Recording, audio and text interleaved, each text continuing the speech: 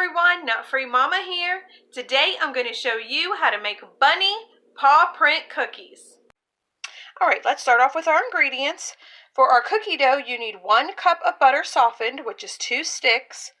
Then you need 1½ cups of powdered sugar, 1 egg, 1 teaspoon of vanilla extract. Then if you want to use a ½ teaspoon of almond extract, but I'm not going to do that part. Then we have 2½ cups of all-purpose flour. Then you have 1 teaspoon of baking soda, and then another teaspoon of cream of tartar, and then some kind of icing to make the little pink paws. You could make your own icing with 2 cups of powdered sugar, 2 tablespoons of milk plus a teaspoon of milk, a ½ teaspoon of vanilla, and then some red food coloring. Or you could just cheat like me and buy the strawberry frosting. That's what I'm going to use. And then I'm going to melt it a little in the microwave, put it in a piping bag, and put it onto my little paw prints. But let's go ahead and get started. We're going to preheat our oven to 375. Now we're going to combine our softened butter and our powdered sugar with an electric mixer until it's nice and combined.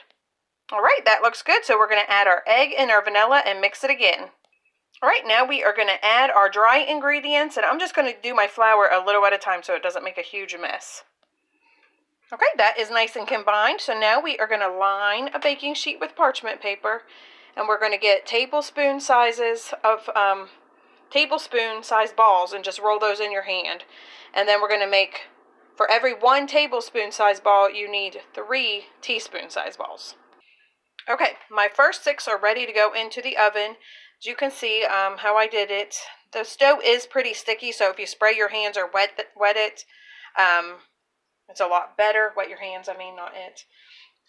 For this big one, you want to kind of pat him down a little bit just so it cooks evenly, because it's so much bigger than the teaspoon size.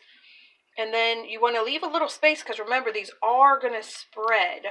So if you leave a little space in between each of your paws, that should work out good. But like I said, we'll do these 6, and then we'll learn from these to see if I have any tips for you. So go ahead and we put these in the oven for 7 to 8 minutes. That's it, no longer.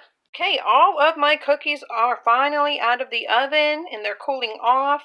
I did put them on a cooling rack for a little while, but now I transferred them back to the baking sheets so I can do the pink icing, and I am really happy with how they turned out. They really, really turned out cute. So when they come out of the oven, as soon as they come out, you want to take your tablespoon and your teaspoon and make indents. That's as soon as they come out. So you see how the little indents are in each of them? Because that's what we're going to fill up with our frosting. So go ahead and get your frosting ready. I just got some out and put it in a microwavable bowl, and I'm going to heat that up until it is nice and melted, but not too hot. So maybe 10 seconds. Alright, that looks perfect because it's not too thin, because I don't want it to be too thin. So now I'm just going to put it into a Ziploc bag, cut the edge off, and fill up all of your little indentations. Alright, my little cookies are all ready to go, and they look so cute. We'll see what Taste Tester thinks when he gets home from school. Alright, we have 3 little taste testers here. Go ahead, taste testers, have a little taste. That's good. Yum, yum, yum. Alright, everyone, come back and see us again, and don't forget to like and subscribe. Don't forget to like and subscribe. Happy Easter! Happy Easter! Happy Easter! Bye! Bye!